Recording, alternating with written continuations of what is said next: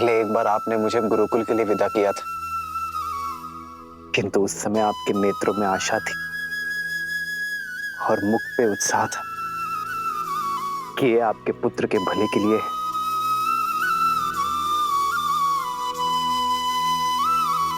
आज भी ऐसी स्थिति है मां,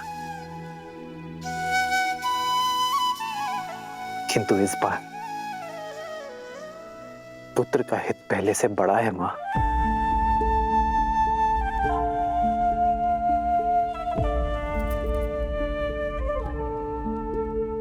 गर्व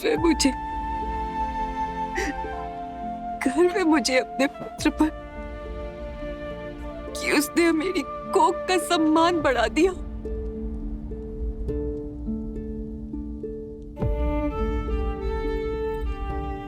तुम्हें अनुमति ना देकर मैं अपने पुत्र का त्याग झूठा नहीं करना चाहती पुत्र।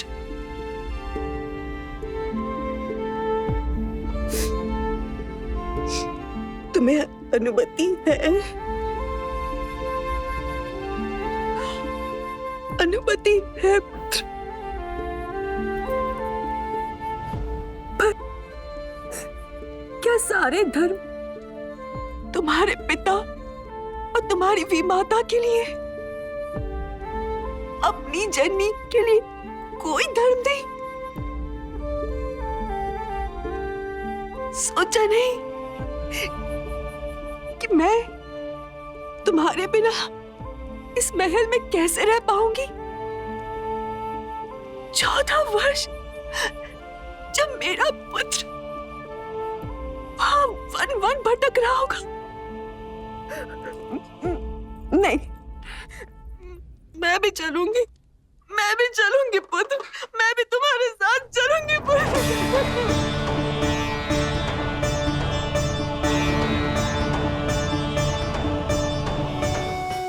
नहीं माता,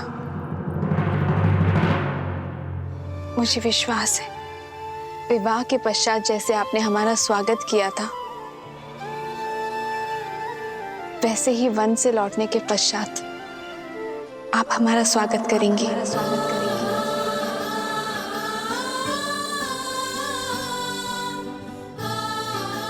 सीते, तुम? क्यों रघुनंदन, क्या माता के लिए धर्म भिन्न है और सीता के लिए भिन्न? अभी आप ही ने कहा था ना कि पत्नी का धर्म स्थान उसके पति के पास होता है। जहां मेरे पति रहेंगे वहीं मैं रहूंगी। फिर वो रानीवास हो या वनवास।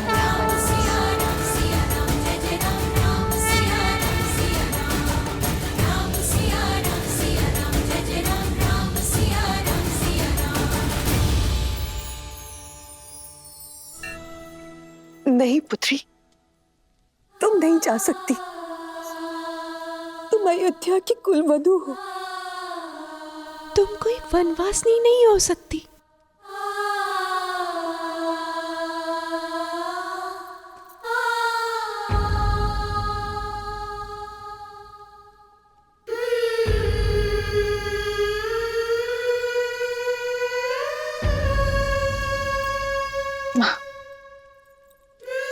मेरे लिए कुलवधू होने का प्रारंभ श्री राम से विवाह होने के पश्चात हुआ था ना। पत्नी धर्म निभाए बिना कुल धर्म कैसे निभा पाऊंगी माँ?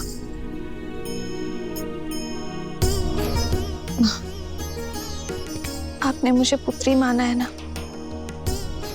तो इस पुत्री को दुर्बल ना करें। धर्म निभाने का आशीर्वाद देकर विदा दे मां।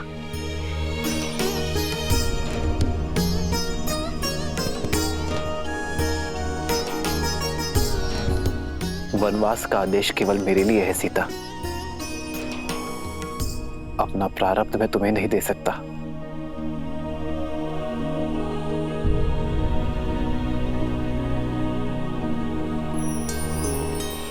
सत्य कहा आपने आर्य, वनवास जाने का आदेश केवल श्री राम को है, रे श्री राम को। पर ऐसे में यदि आप अपना आधा भाग यहाँ अयोध्या में छोड़कर चले जाएंगे, फिर आप रघुकुल की मर्यादा कैसे निभाएंगे आर्य?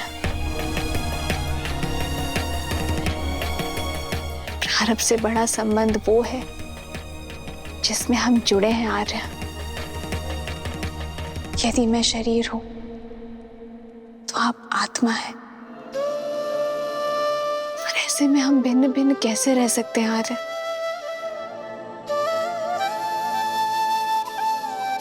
एक स्त्री एक घर की शोभा होती है सीता, जो आदर स्नेह की पात्र है, उन्हें वनवास का भागीदार नहीं बनाया जाता सीता। अयोध्या का वैभव छोड़ वन के अभावों में तुम कैसे रहोगी सीता? मेरा वैभव तो आप है आर्य, और संबंध ऐश्वर्य या अभावों से नहीं, प्रेम और भावों से तोला जाता है। रानी वास हो या वनवास, जहां श्री राम होंगे वहीं सीता करेगी निवास।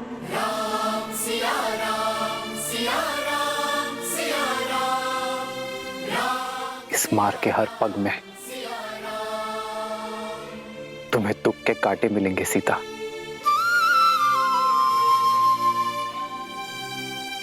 स्वीकार है, पर आपके वियोग के शूल नहीं सह पाऊंगी मैं आर्य।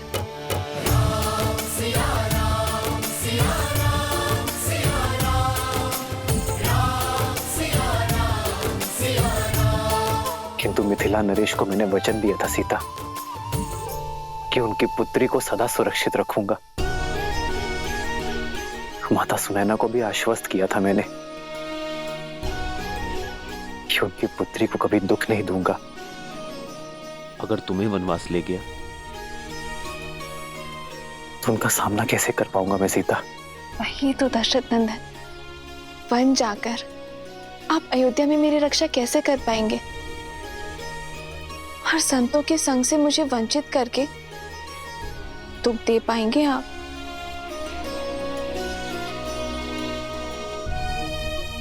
कहीं आप स्वार्थी तो नहीं हो गए हैं?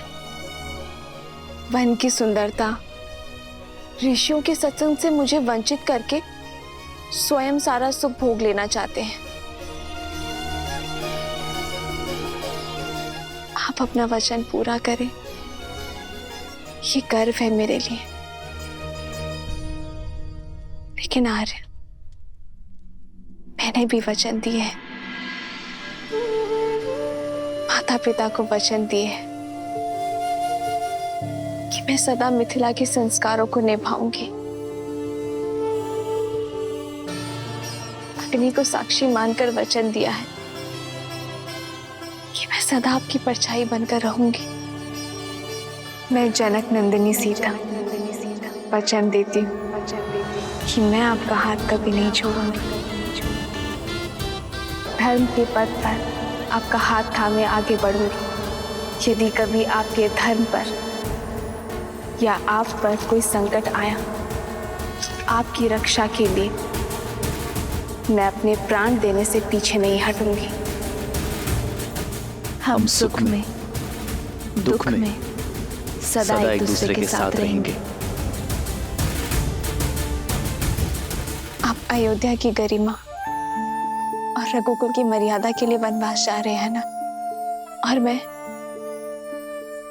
भी तो रघुवंश का एक भाग हूं ना। सोचिए आर्य,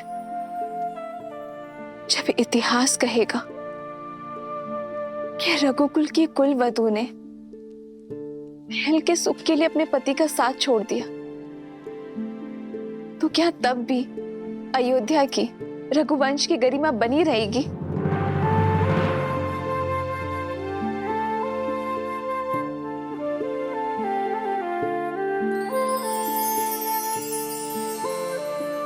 निरुत्तर कर दिया तुमने मुझे सीता कि तो जहां हम जा रहे हैं वो कोई वन नहीं है, वो वन है यदि हम दोनों साथ होंगे तो मेरे लिए वन भी उपवन हो जाएगा। आप ही ने तो कहा था ना कि इस संबंध में हम दोनों बराबर होंगे, पद में, सम्मान में, अधिकार में। फिर दायित्व निभाने में आप मुझे कम कैसे आंक सकते यार? एक है पौरुष, एक समर्पण, एक है रूप तो दूजा दर्पण। एक है पौरुष, एक समर्पण, एक है रूप तो दूजा दर्पण। जन्म जन्म का है ये संगम, राम रतन एक माता अपने पुत्र का विवाह इस आशा से करती है कि जब वो नहीं संभालने के लिए होगी तब उसकी पत्नी उसका साथ देगी।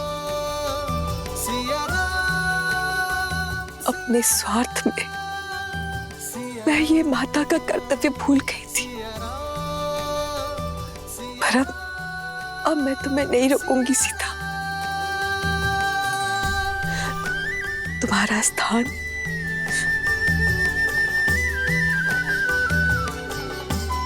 मेरे राम के साथ ही है।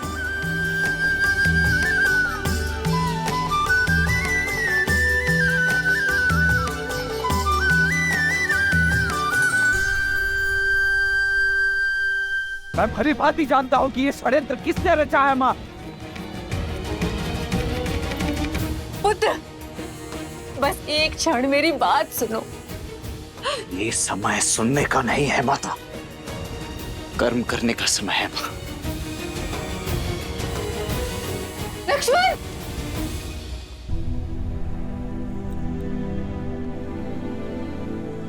माँ, इस समय मुझे आपकी सेवा करनी चाहिए और मैं यहाँ से जा रही हूँ। इस अपराध के लिए मुझे क्षमा करना माँ। धर्म के पथ पर जा रही हूँ, मन में ग्लानि नहीं, प्रेम लेकर जाओ।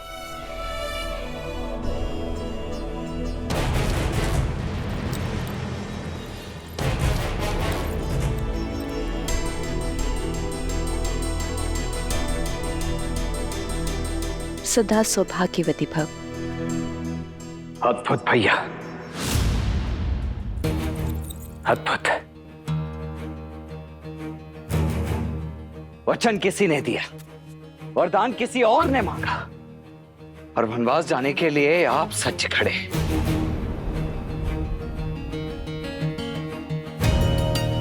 जिसने वचन दिया है वो हमारे पिता है लक्ष्मण, और जिसने वरदान मांगा वो हमारी माँ। माँ तो वो केवल भरत की है। इसीलिए अपने पुत्र के लिए मांगा राजपाट, और अन्य के लिए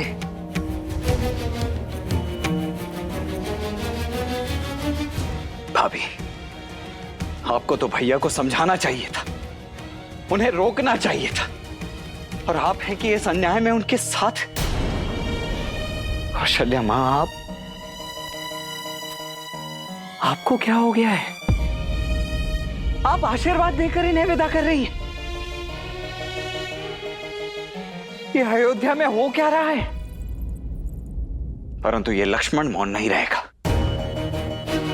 मैं भी देखता हूं मेरे रहते अयोध्या में ये अनर्थ होता कैसे। फिर चाहे उसके लिए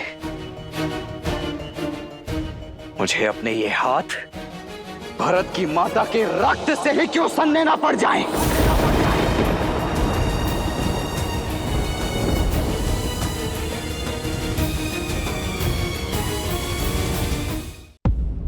सावधान लक्ष्मण, सावधान लक्ष्मण।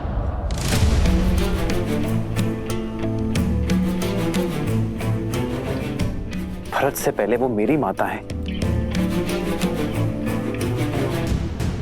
क्रोध में अपने मर्यादा की सीमा मत लांघो तुम। क्षमा करें भैया, परंतु किस सीमा की बात कर रहे हैं आप? वो सीमा जो आपकी कैकई माता पहले ही लांघ चुकी है।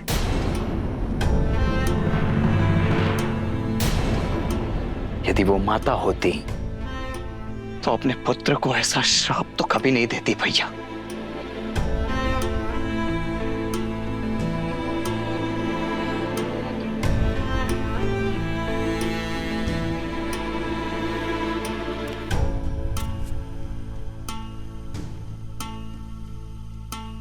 पिताश्री की भी यही आज्ञा है मेरे भाई। पिताश्री नहीं भैया, पिताश्री नहीं भैया, महाराज कहिए, महाराज कहिए।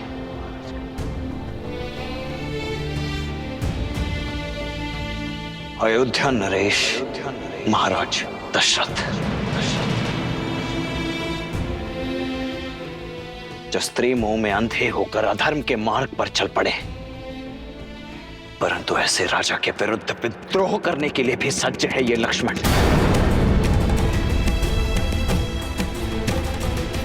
आप चिंता मत कीजिए भैया, आपकी सौगंध है मुझे। आपको और भाभी मां को अयोध्या के सिंहासन पर तो बिठा कर रहेगा ये लक्ष्मण, क्योंकि ये मात्र मेरी इच्छा नहीं, संपूर्ण अयोध्या का जनादेश भी है। लक्ष्मण, प्रतिशोध भी अपने आप में एक अधर्म है। अपनी चाह में कोई कुछ भी करे, मेरा लक्ष्मण मर्यादा से कभी नहीं गिरेगा, ये मैं जानता हूं। प्रतिशोध का पाप मेरा भाई कभी नहीं करेगा।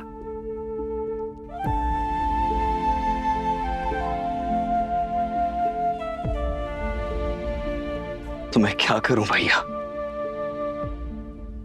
अपने भैया पर हो रहे अत्याचार को चुपचाप मौन होकर सहता रहूं? किसने कहा मेरे साथ अत्याचार हो रहा है लक्ष्मण? अत्याचार तो पिताश्री के साथ हो रहा है।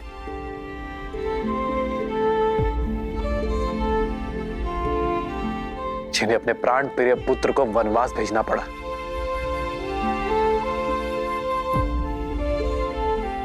सोचो मेरे भाई, क्या बीतरी होगी पिताश्री पर। वो ना अपनी दुख ना अपनी पीड़ा किसी से बांट सकते हैं, किंतु फिर भी अपने पिता धर्म को पीछे रखकर उन्होंने रघुवंश की मर्यादा निभाई है। तुम क्या चाहते हो लक्ष्मण? ऐसे पिता के लिए अपना पुत्र धर्म भूल जाऊं?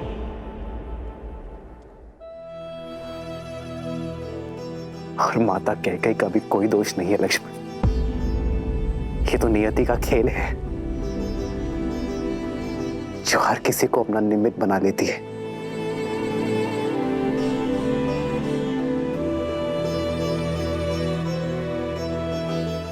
धर्म का मार्ग सरल नहीं होता लक्ष्मण,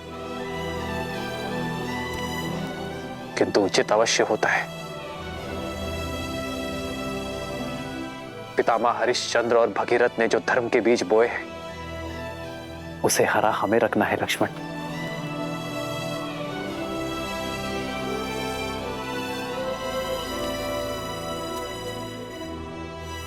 जिन मार्ग पर उनके पग पड़े हैं,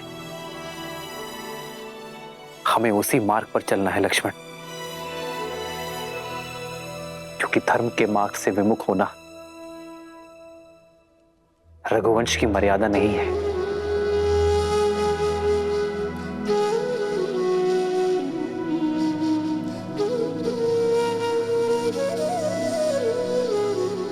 अपना ये धनुष अयोध्या के भावी राजा भरत की सेवा में उठाना लक्ष्मण, और अपना धर्म निभाना मेरे भाई। नहीं भैया, ये शस्त्र, ये धनुष अपने भैया की सुरक्षा में ही उठेगा। आपकी रक्षा में उठेगा भैया।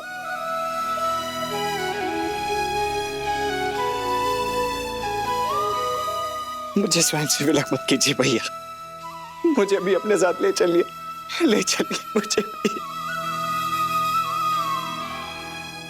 क्यों लक्ष्मण? नहीं,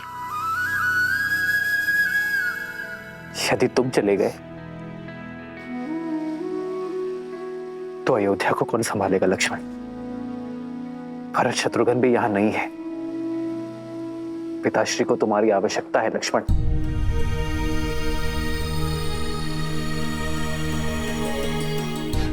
अयोध्या को मेरे वीर लक्ष्मण की आवश्यकता है। और मुझे मेरे तो माता पिता बंधु सखा सब कुछ आप ही है ना भैया। मैं आपके बिना कैसे रह पाऊंगा? मैं नहीं रह पाऊंगा भैया।